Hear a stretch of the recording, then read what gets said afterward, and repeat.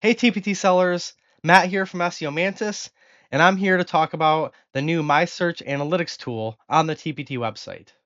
I've received a lot of questions about it recently, so I wanted to do a mini training session on how you can use it to optimize your listings.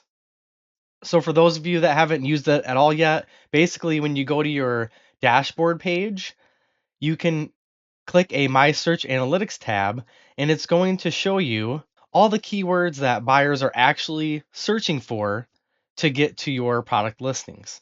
And it even gives you conversion and earnings information. Now, you might look at this at first and think, well, I already know what keywords buyers would be finding my products with because I put them in my title and description.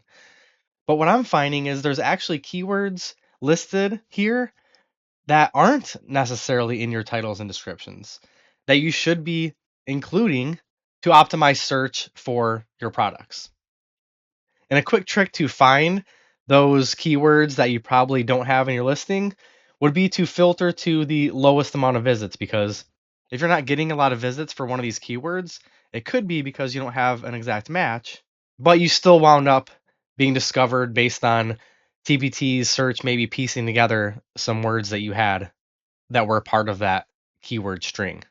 So definitely take some time and go through these keywords with a fine tooth comb and identify which keywords you're not currently using. And another thing that you should be aware of, you'll notice that it has a list of how many resources were reached via the keywords.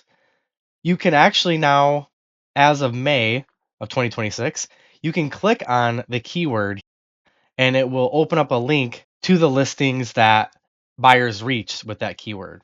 So that's a new enhancement to this to make it really easy to correlate. You can also, of course, filter to certain products. Maybe you want to see for your best product which keywords are helping it be successful. Or maybe the opposite, you want to look at products that haven't performed well and see if there's keywords showing up that you just don't have applied in the right places in your listing.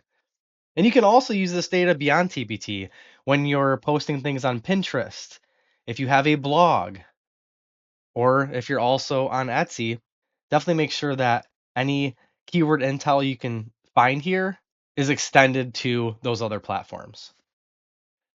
One last thing to mention, while talking with some other sellers, there have been reports of this information not being completely accurate as far as visits versus earnings.